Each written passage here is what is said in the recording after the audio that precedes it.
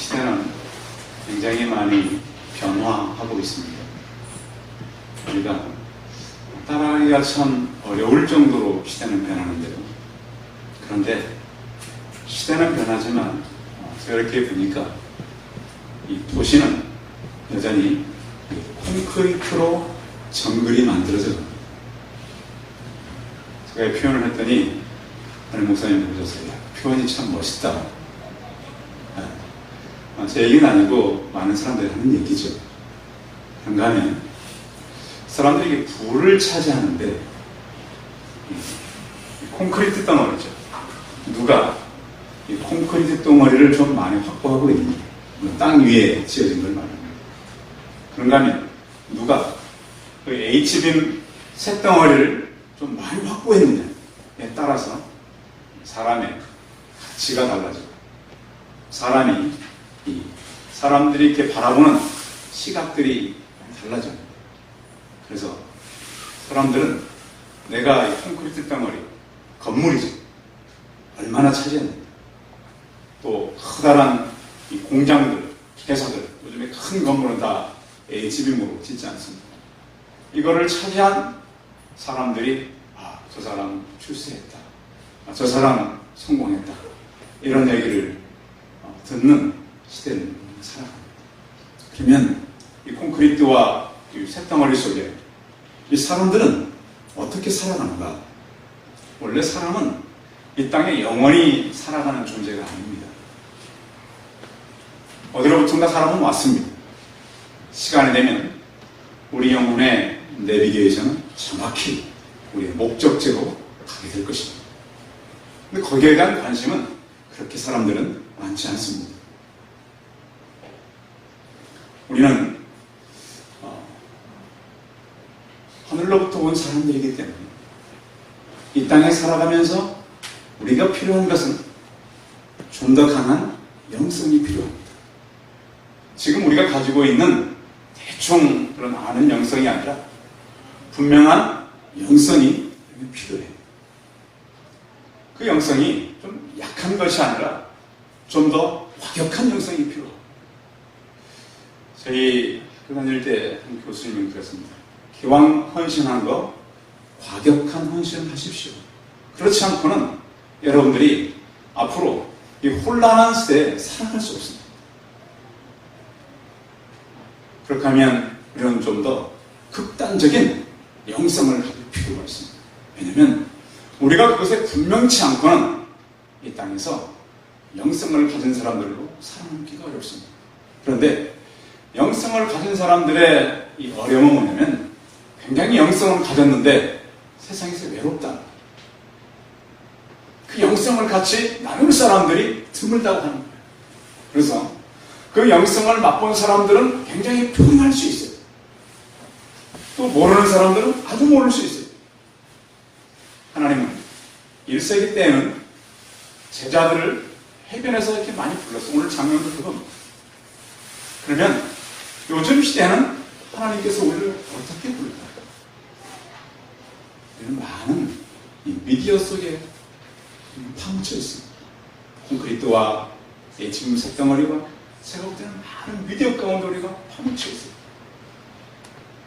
그래서 여러분 하나님의 말씀은 안 읽어도 꼭 텔레비전과 휴대폰을 통해서 뉴스는 듣습니다. 사실 그것이 우리 인생에 도움되는 건 거의 없습니다. 육신에게는 물론 조금 도움이 될 것입니다. 그런데 영혼과 하나님과의 관계 속에서는 아무 의미가 없습니다. 성도 여러분, 미디어 안에도 능력이 있고 어떤 사람은 미디어도 생명력이 있다고 말합니다. 왜냐하면 그것은 우리의 영향을 미치기 때문입니다. 우리가 시간을 그곳에 두면 시간은 생명이기 때문에 그것에 우리가 관심을 둔 것이 우리 끌어갑니다. 성도 여러분, 오늘 우리는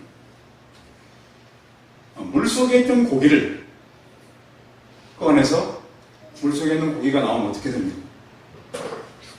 죽여서 이렇게 팔던 배들 어부죠. 그런데 그 어부 직업을 예수님께서 바꾸어 주십니다. 이제는 죽은 사람을 다시 영원한 물로 집어넣는 그런 직업을 바꿔주는 일입니다. 과거에 베드로가 했던 일과는 비교할 수 없는 일. 제가 며칠 전에요, 우리 교회에서 이렇게 도로 쪽으로 나가가지고 잠실대교 쪽으로 가다 보면 얼마 가지 않아서 굉장히 화려한 어항을 만드는 집이 있어요. 적은 어항이 아니고, 제가 들어가서 주인한테 물어보진 않았는데 밖에서 봐도 굉장히 큰 어항이에요. 굉장히 커요. 보통 이 거실에는 놓을 수가 없어요. 상당히 얼른 봐도 비싼 어항인데, 글쎄 그게 고기가 좋아할지는 모르겠어요. 고기가 좋아할지는 모르겠는데 제가 볼 때는 정말 화려해요. 그냥 딱 들어가 보면 천국이라면 저런 곳이겠지 하고 느껴질 정도로 잘 만들어져 있어요. 뭔가 그 조명과 그 안에 이렇게 움직이는 이 물고기들이 조명을 받아서 굉장히 화려해요. 그래가지고 저거 하나 갖다 놓고 그냥 거실에 앉아있으면 하루 종일 구경해도 질리지 않겠다 할 정도로 잘 만들어져 있어요. 저는 세상에 그런 것이 아닌가 싶어서 마음에 드는 집, 아주 괜찮은 집 하나 지어서 온갖 음향시설 만들어 놓고 그 안에 아주 좋은 스크린 갖다 놓고 언제든지 좋아하는 축구 경기를 볼 수 있고, 언제든지 좋아하는 음악을 들을 수 있고, 내가 원하는 영화를 마음껏 볼 수 있고, 또 내가 좋아하는 휴식도 취할 수 있고, 이것이 현대를 살아가는 미디어를 포기할 수 없는 시대에 우리의 어떤 그 야망인지 모르겠어요. 욕망인지도 모르겠어요. 그런데 그것은 생명이 없습니다. 누가 그것을 이끌어가냐면 사탄이 지배합니다. 우리는 그 세계를 굉장히 아니라고 얘기합니다. 근데 저는 오늘 분명히 말씀은 분명히 하는 사탄의 역사가 강하게 있는 그런 죽음의 세계. 근데 저는 오늘 그 죽음의 세계에 살던 베드로를 생명의 세계로 바꾸는 이 베드로를 부르시는 예수님을 좀 소개하려고 합니다. 그럼 우리 베드로를 여러분들이 얼마나 알고 있는지 모르겠습니다. 어떤 목사님은 그러셨어요, 저한테. 베드로는 그 당시 요즘으로 보자면 갈릴리 상고 정도 졸업한 이 출신이다 정도. 그러니까 좀 낮게 본 거죠. 근데 이 어느 연구가가 베드로가 살았던 1세기를 연구해 봤습니다. 그가 책도 내고 그랬는데, 그분이 어떻게 이제 연구를 했냐면, 이스라엘에 가가지고 곳에서 약 20년 동안 갈릴리 호수 한 걸음으로 이렇게 걸으면 대개 한 50km라고 그러는데 정확하게 한 66km 정도 된대요. 다른 호수기 넓이를 걸으면 이렇게. 조사해보니까 그곳에 이 해변 그 주변에 16군데 항구들이 고대에 존재했습니다. 항구가 있었어요. 그런가 하면 예루살렘 종교 지도자들이 베드로와 요한에 대해서 학문 없는 범인이라고 생각을 했는데 그것은 잘못된 일이라는 거예요. 예수님 제자들이요 쓰던 말이 히브리어입니다. 히브리어. 그런데 예수님 제자들 가운데는 헬라식 이름이 있었습니다. 그 히브리어와 헬라어를 상당히 능통하게 했습니다. 우리 성도들 가운데 2개국어 능통하게 하는 분들 계세요? 없어요. 어떤 사람은 로마어까지 했어요. 그러니까 1세기에 살았던 이 사람들을 우리가 그냥 대충 생각하면 안 됩니다. 그런가 하면 이 사람들의 직업도 그렇습니다. 예수님의 이 복음서에도 빵과 물고기에는 자주 나오는데, 교통이 발달되지 못한 당시에 생선은 굉장히 높은 가격을 받고 팔렸다고 합니다. 더구나 이스라엘의 그 기후를 우리가 생각한다면 생선이 오래 견딜 수 있는 기후인가요, 이스라엘이? 더우면 생선은 금방 상합니다. 그렇기 때문에 대부분 소금에 절이거나 가공을 해서 훈제를 만들어야 됐습니다. 그래야만 팔 수 있어요. 그렇지 않으면 몇 시간이면 다 썩어버려요. 교통이 발달되지 못한 시대였기 때문에 이들은 그 활로를 찾아서 이것을 만들어야 되고, 어느 그 자료에 보니까 이 이스라엘에서 잡힌 이 고기가 국제적으로 무역까지 됐었는데, 그 후메산 젖이라고 쓰여진 그 젓갈 항아리입니다. 이 젓갈은 굉장히 비쌌을 뿐만 아니라 1세기 때에는 이 훈제 생선 한 수레가 양 100마리가 나온 거죠. 한 수레가. 요즘은 한 니아값입니다. 양 몇 마리와? 100마리. 그 정도로 생선이 귀했던 시대입니다. 어떻게 보면 값 비쌌기 때문에 이윤을 많이 받을 수 있는 것이 바로 생선이었다고 하는 겁니다. 유대인들은 아무나 이렇게 가서 이 고기 같은 걸 잘 사먹지 않습니다. 왜냐하면 유대인들은 코샤라고 하는 생선도 그들의 손질을 유대인이 해야만 먹습니다. 피를 빼고 또 그 유제품과 함께 또 고기만을 먹지도 않고요. 또 생선 다루는 것이 다릅니다. 그래서 유대인들에게 있어서 유대인들이 말리거나 훈제한 생선은 가격이 비쌀 수밖에 없었습니다. 또한 그들은 예루살렘까지 가서 이것을 팔려면 여러 날 걸리기 때문에 그것을 하기 위해서는 여러 군데의 중간중간에 또 생선을 취급하는 장소가 있었을 것입니다. 또 예수님 당시에 그 주 30년경 그 당시에는 그 도시가 굉장히 발달하던 시대입니다. 분봉왕 헤롯이 그 지역을 이렇게 굉장히 도시화시키기 때문에 자연히 사람들은 많이 일어났고 생선의 수요는 늘어났습니다. 가버나움에는 큰 시장이 만들어졌었고, 이 베세다를 어떤 사람이 발굴했을 때 한 저택에서는 그물치와 낚싯바늘 그리고 로마산 고급 수입 식기가 발견됐습니다. 이것을 보면 그 집의 이 주인은 어업과 관련된 부유한 상이었다고 하는 겁니다. 그러니까 우리가 생각하듯이 그렇게 허름한 그런 장사를 하는 사람들이 아니었고, 안드레와 빌립은 헬라식 이름일 뿐만 아니라 예루살렘을 방문했을 때 헬라 사람들과 대화할 정도로 고급 문화에 익숙한 사람들입니다. 우리 교회에서 혹시 외국인이 오면은 아무 문제 없이 프리토킹 할 수 있는 사람이 있나요? 제가 중학교 1학년 때부터 영어를 공부한 사람입니다. 열심히. 풀이까지는 되지 않습니다. 그 정도로 어학을 공부해도 어렵다는 거예요. 근데 이 사람들은 이미 1세기 때 다 할 수 있는 사람들이었어요.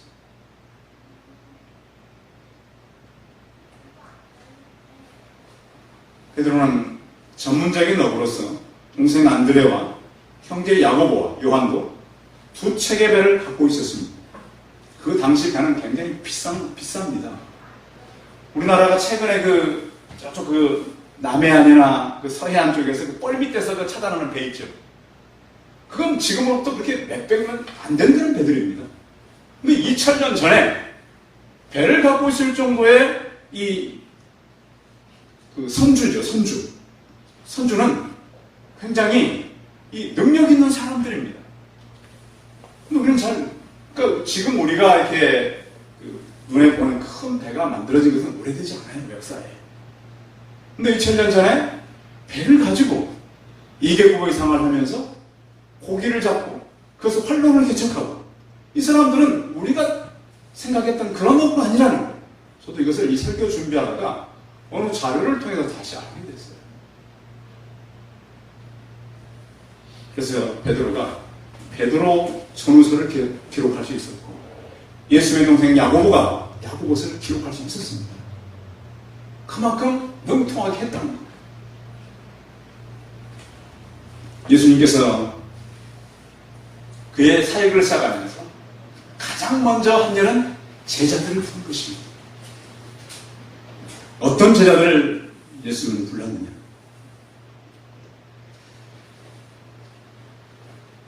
예수님의 일을 하려면 깨끗한 사람들만 할 수 있습니다. 그 영혼이 깨끗하지 않고는 하나님의 일을 감당할 수 없습니다. 왜냐하면 성령은 깨끗하지 않고는 우리 안에 거하지 않습니다. 여러분, 여러분 살아가는 여러분 주변 환경은 어떻습니까? 깨끗이 정리하고 살아갑니까? 정리도 하시기 바랍니다. 성령님은요, 내가 깨끗할 뿐만 아니라 내 주변도 깨끗하게 정리되길 원합니다. 특별히 여러분, 미디어에 대해서도 좀 저는 정리되면 좋겠습니다. 그것에 대해서 특별히 연구하시는 분들은 자기 방에다 특별히 해두면 됩니다. 저는 그래서 집들에 가가지고 이 거실에 TV 있는 거 그렇게 좋아하지 않습니다. 가족들이 많이 피해를 보거든요. 미디어의 피해를 모르니까. 오직하면 저희 그 선생님 한 분 애들에게 본 드라마나 뭐 보면 다 적어놔라 TV 밑에. 그래도 쉽지 않아요. 근데 지금 우리나라는 너무 그것에 지금 다 사람들이 이렇게 잡혀 있어가지고 하나님 말씀은 거의 없어요. 성도 여러분, 1세기 때도 뉴스가 없었던 게 아닙니다. 그 당시에도 관심 가질 분야가 참 많았습니다. 그런데 예수님은 그들의 제자들을 모을 때 공개적으로 모으진 않았습니다. 아마 좋은 양질에 제 아들을 모으려면 예루살렘에 가서 방을 붙였을 것입니다. 제자 딱 12명만 모집한다. 3년 동안 학비 무료다. 그리고 내가 엄청난 능력을 그들에게 주겠다. 예수님이 엄청난 능력 줬잖아요. 병자도 치료하고 귀신도 떠나고 없는 것도 있게 만드시는 그런 능력이 있었습니다. 죽은 자도 막 살아나. 그러면 엄청나게 몰려왔겠죠. 그죠? 학비 무료에다가 이런 능력을 준다는데. 그런데 예수님 그렇게 하지 않았습니다. 직접 가셔서 그들을 보시고 부르셨습니다. 오늘 말씀 18절 다시 한번 읽어보겠습니다. 18절 시작. 갈릴리 해변에 다니시다가 두 형제 곧 베드로라 하는 시몬 그의 형제 안드레가 바다에서 금을 던지는 것을 보시니 그들은 어부라 그랬습니다. 금을 던지는 것을 먼저 보았다 그랬습니다. 그 당시에 그 금을 던지는 사람이 베드로와 안드레 뿐이겠어요? 많았겠죠, 그죠? 그 지역은 거의 아마 금을 던지는 그런 일로. 왜? 고기가 싸진 않았으니까. 그 업이 괜찮았으니까. 다 했을 거예요. 그런데 성경에 보면 부르시는 데는 많은 조건은 없습니다. 골로전서 1장 26절 28절에 보시면 형제들아 너희를 부르심을 보라. 육체를 따라 지혜로운 자가 많지 아니하며 능한 자가 많지 아니하며 문벌 좋은 자가 많지 아니하거든.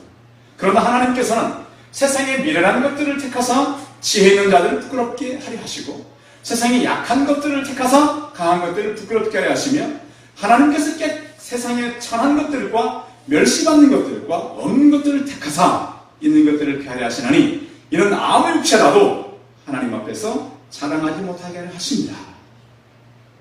예수님은 그의 제자들을 부르셔서 더 넓은 세계를 보여주셨습니다. 굉장히 통제되지 못하는 그의 어떤 제자들을 예수님께서는 부르셔서 하나님께서 쓰실 만한 아름다운 그릇들로 만들어 가신 것입니다. 성도 여러분들 살아오시면서 왜 내게는 하나님의 능력이 없는가? 앞으로 능력이 생기기를 바랍니다. 오늘 제가 말씀드리는 걸 잘 들어보시기 바랍니다. 물질의 관계에서는 그렇습니다. 전 어릴 때 저희 전사님이 그랬습니다. 11종, 씨를 심는 거예요. 씨. 여러분 씨가 뭔지 아시죠? 씨. 뭐가 씨라고요? 11조가 씨입니다. 씨를 내가 먹으면 나지 않습니다. 어릴 때부터 먹었습니다. 없어도 하고 있어도 하고. 근데 그렇게 사람들이 별로 안 믿어요. 성도 여러분, 분명히 성경은 하나님의 것을 도둑질하지 말아요. 그러니까 누구를 통해서 배우느냐의 사람입니다. 어떤 사람들은 막 그래요. 지금이 뭐 어느 시대인데 그렇지 않아요. 여러분 보십시오. 씨를 먹는 사람은 평생 가난하게 살아요. 왜? 내가 그 원리를 모르고 그 비밀을 모르고. 그러나 씨를 드리는 사람은 평생 풍요하게 살아요. 그래서 제가 청년부 할 때 그랬죠. 천년회도 드려요. 제가 봤습니다. 드리는 청년들 30대 때 성공한 애들 많아요. 근데 원리를 모르니까. 그러니까 누구로부터 배우는 중요해요. 그 아이들 가운데 그래서 20명이 넘는 목사들, 선교사들, 전사들, 사모들이 나오는 그 원리를 배우는 거예요. 여러분, 주께서는 평범한 사람을 부릅니다. 그러나 헌신만큼은 확연하게 하기는 바로 해야 돼. 그런가 하면 이들은 최선을 다하는 그런 삶을 살게 되는데 그들의 직업은 여전히 어부라고 하는 거예요. 이제 전에는 고기를 잡는 어부였는데요. 19절 같이 읽어보세요. 19절 시작. 말씀하시되 나를 따라와라. 내가 너희를 사람으로 낚는 어부가 되게 하리라 하시니 무엇을 낚는 어부요? 역시 그 어부는 똑같아. 그런데 이제부터는 뭘 낚는 어부? 사람을 낚는 자. 관점이 바뀌는 겁니다. 그전에는 이 산물고기 잡아서 죽여서 팔았습니다. 그렇죠? 네. 그런데 이제는 죽은 사람 잡아서 어떻게 하는 거예요? 교회는 그런 곳입니다. 교회는 사람을 살리는 곳이에요. 영원히 죽을 사람을 영원히 사는 사람으로 바꾸는 거예요. 그러니까 그 이전과는 비교할 수 없는 일이에요. 여러분, 자녀들 몰래, 그럼 저도 다 거기서 100% 다 하는 건 아닙니다. 경건생활 하지 않고 하지 말아야 될 것들 하나님 다 하십니다. 하나님 다 하세요. 대한민국은 부모 세대가 많은 문제가 있어요. 저를 비롯해서는. 왜?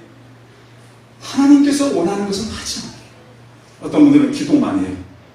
하루 막 어떤 분들은 내가 볼 때 8시간. 근데 그분과 통화를 했어요. 야, 어떻게 8시간씩 기도하니? 근데 그 기도가 하나님과 상관없는 기도가 될 수도 있어요. 왜?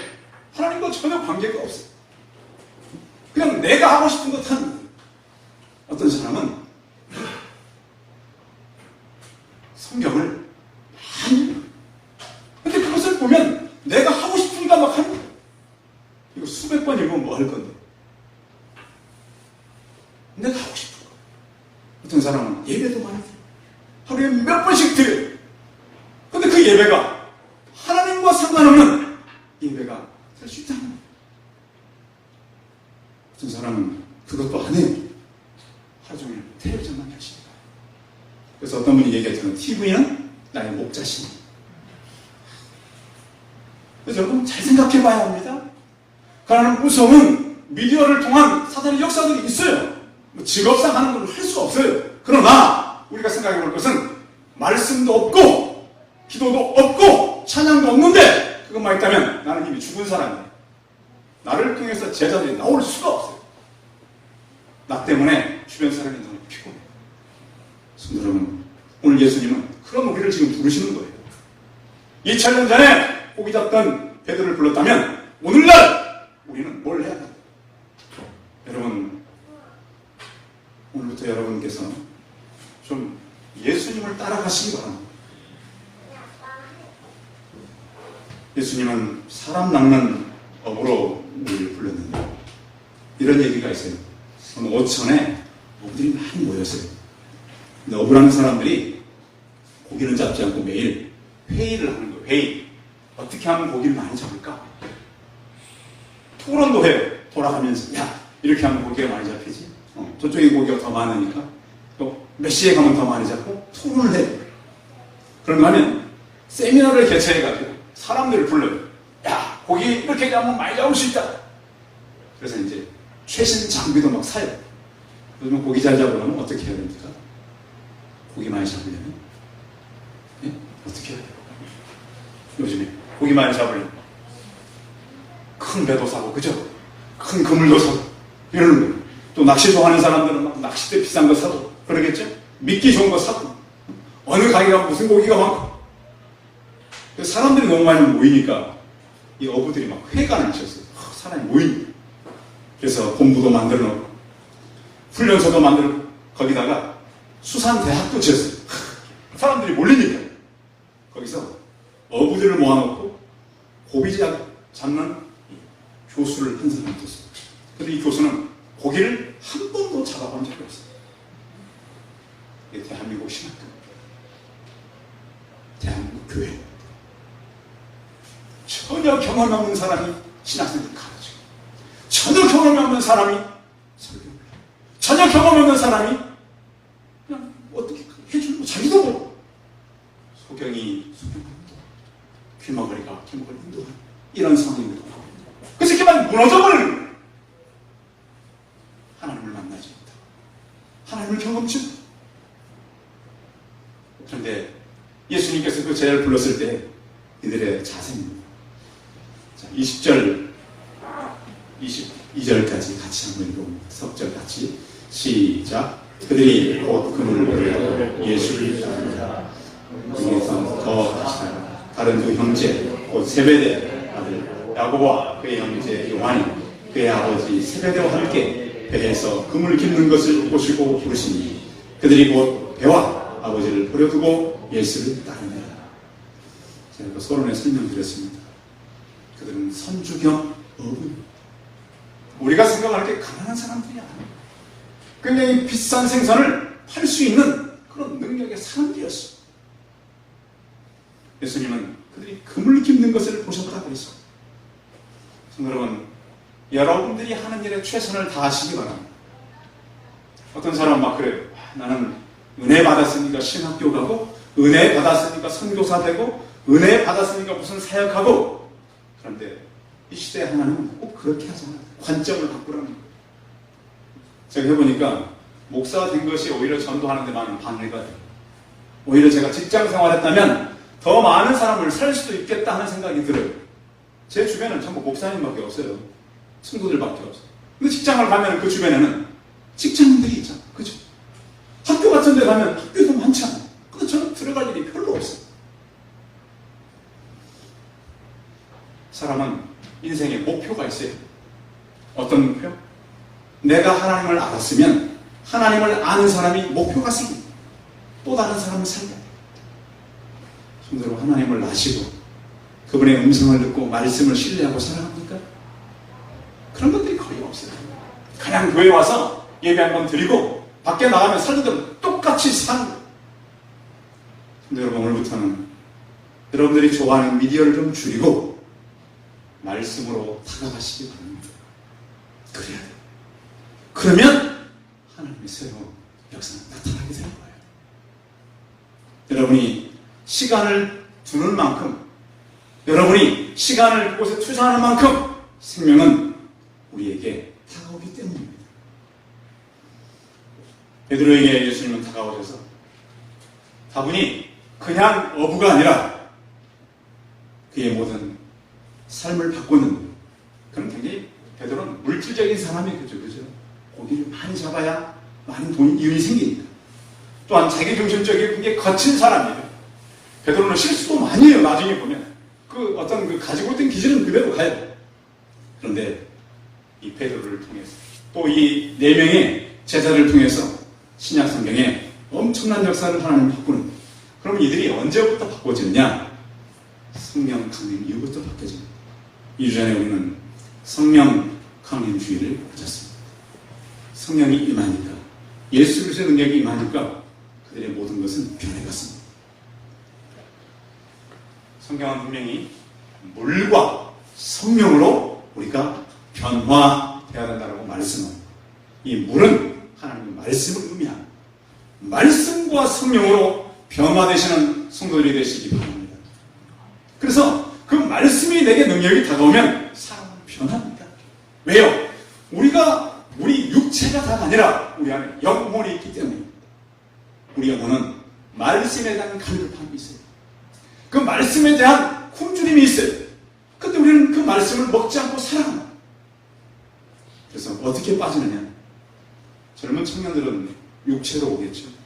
음란과 게임과 중독과 사람들을 모르게 자신이 하는 그런 것들로 다가옵니다. 근데 그것을 하나님은 알고 계십니다. 로마 시대 네로 황제의 모진 박해요. 그들이 굴복하지 않고 이 복음을 전할 수 있는 것은 그들은 하나님께 집중되어 있었기 때문입니다. 지금 우리의 관심은 온갖 세상입니다. 어떻게 하면 건강하고, 어떻게 하면 좀 잘 살고, 어떻게 하면 좋은 학교 가고, 그래서 뭐 할 겁니다. 다 자상하잖아요, 지금. 많은 사람들이 싶어서 죽는 거 아니에요. 살 수가 없어서 죽는 거예요. 죽고 싶어서 죽는 거 아니니까요. 살아보려고 하는데 도저히 살아갈 수 없어서 죽는 사람이 너무 많아요. 근데 왜 그럴까요? 우리나라만큼 하면 잘 사는 나라잖아요. 많은 사람들이 돈 벌러도 살아요. 왜 그럴까요? 우리 영혼은 영원한 것을 기대해요. 그것을 먹어야만 살아갈 수 있어요. 육체는 끝이 없어서. 북한 사람들이 그런 데잖아요. 우리는 한 끼 음식을 위해서 그 죽음을 넘어갑니다. 어떻게 그렇게 잘 사는데 사람들이 자살을 해요? 이미 결론은 나온 거예요. 먹을 것 많다고 공부 많이 했다고 사람이 사는 게 아니라는 걸 말하고. 성도 여러분, 우리는 다시 하나님께 주셨던 생명의 자리로 나가야 됩니다. 성도 여러분, 다시 성령님을 여러분 안에 받아들이시고, 성령은요 깨끗이 하는 영혼은 그렇지 않습니다. 그런데 우리가 평생 깨끗해질 수는 없어요. 그러나 깨끗해지고자 하는 열망이 있을 때 하나님은 우리를 사용하십니다. 그게 그릇입니다. 지금까지 내가 살아왔던 많은 채널들이 있었습니다. 여러분 TV를 그 채널에 연결했더니 채널이 엄청 많더라고요. 그죠? 뭘 봐야 될지 모르겠어요. 너무 채널이 많아요. 삶의 채널도 똑같아요. 우리의 살아가는 채널도 너무 많아요. 어떻게 살아가야 된다. 어떤 사람은 이렇게 살아가야 된다고, 어떤 사람은 저렇게 살아가야 된다. 그래서 여러분 그런 채널을 좀 끊으시기 바랍니다. 끊고 누구에게 집중하라고요? 하나님께 집중. 베드로가 훌륭한 신학교연장은 아닙니다. 예수님 제자들이 그렇게 많은 경험을 가진 건 아닙니다. 누가 그렇게 만들었어요? 성령님이 하십니다. 여러분, 여러분의 능력이 부족하세요? 성령님은 할 수 있다고 믿으시기 바랍니다. 해봤는데 안 된다고요? 될 수 있습니다. 목사님 안 되는데 된다고 거짓말 하십니까? 거짓말 아닙니다. 된다고 선포하시기 바랍니다. 하나님은 하실 것입니다. 여러분, 오늘 예수님은 그의 제자들 네 사람을 불렀습니다. 제가 3분의 1입니다. 12명 가운데. 그들을 부르셔서 하나님의 거룩한 일을 맡기셨습니다. 혼란한 시대에, 참으로 어려운 시대를 우리는 살아갑니다. 여러분, 무엇에 집중할 것입니까? 제자들이 예수님께 집중하고, 예수님이 떠나자 성령님께 집중하여서 교회가 살아나고 사람들이 믿음을 가지고 산 것처럼 사울 선생님들 하나님께 집중하고 말씀에 집중해서 그의 음성을 듣고 영으로 살아가, 영안이 살아나, 영안이 열려서 하나님의 세계를 보는 믿음의 성도들이 다 되시기 바랍니다. 기도하겠습니다. 살아계신 하나님, 예수님께서 이 땅에 오셔서 갈릴리에 평생 보지 없던 사람들을 부르셨습니다. 하나님, 우리 땅에 살면서 평생 잘 살아보려고 우리는 살아왔습니다. 교회를 다니는 것도 잘 살아보려고 어떤 때가 참 많습니다. 하나님, 그러나 잘 산들 사람들은 너무 많이 자살, 너무 많이 용기를 잃고 너무 많이 시기에 빠져 있습니다. 열심히 일하는 젊은이들도 너무 힘들어졌습니다. 하나님, 우리는 결론을 알았습니다. 육체의 것이 우리를 살릴 수 없다는 것을 알게 되었습니다. 이 시대에 주님은 다시 우리를 부르십니다. 하나님, 우리가 의지하고 있던 미디어, 우리가 의지하고 있던 세상의 천을, 이런 것들을 끊고 다시 하나님께 집중할 수 있게 하여 주시옵소서. 다시 하나님이 원하시는 말씀, 다시 하나님이 원하시는 예배, 하나님이 원하시는 기도, 하나님이 원하시는 전도를 통해서 하나님의 사람들로 거듭나고 우리의 삶이 새로워지는 그의 제자들로서의 삶을 살아갈 수 있도록 우리를 새롭게 부르시고 인도하여 주시고 우리의 관점이 바뀌어서 사람을 살리는 그런 사람들로 살게 하여 주시옵소서. 주 예수 그리스도의 이름으로 기도하였습니다. 아멘.